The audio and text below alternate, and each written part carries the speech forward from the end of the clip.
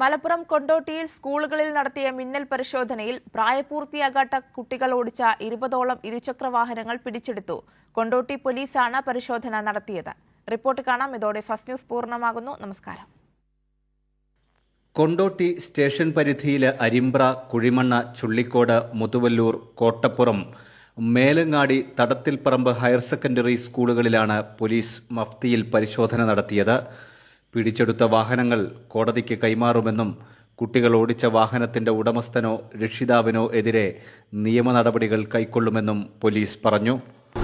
ഇന്ന് രാവിലെ 8 മണി മുതൽ എല്ലാ സ്കൂളുകളിലും കൊണ്ടോട്ടി സ്റ്റേഷൻ പരിധിയിലെ മിക്കവാറും 12 സ്കൂളുകളിൽ 6ഓളം സ്കൂളുകളുടെ പരിസരത്ത് മഫ്തി പോലീസിനെ വിന്യസിച്ച് ഈ കുട്ടി ഡ്രൈവർമാരുടെ വാഹനങ്ങൾ പിടിച്ചെടുക്കുന്ന ഒരു പരിപാടിയായിരുന്നു ഇന്ന് നടത്തിയിരുന്നത്.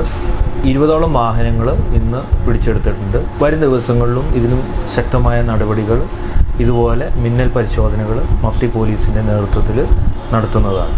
അപ്പോൾ ഇങ്ങനെ കുട്ടികൾക്കെതിരെ ഇപ്പോൾ നമ്മൾ നിയമപ്രകാരം നമുക്ക് നടപടിയൊന്നും എടുക്കാൻ കഴിയില്ല. പക്ഷേ കുട്ടികളുടെ രക്ഷിതാക്കൾക്കെതിരെയും വാഹനത്തിൻ്റെ ഉടമസ്ഥർക്കെതിരെയും വളരെ ശക്തമായ നടപടികൾ എടുക്കാൻ പറ്റും.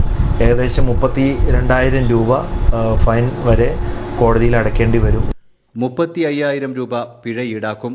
സ്കൂളുകളിൽ നിയന്ത്രണത്തിന് നിർദ്ദേശം നൽകിയിട്ടുണ്ട്. വരും ദിവസങ്ങളിലും പരിശോധനകൾ തുടരുമെന്നും പോലീസ് പറഞ്ഞു.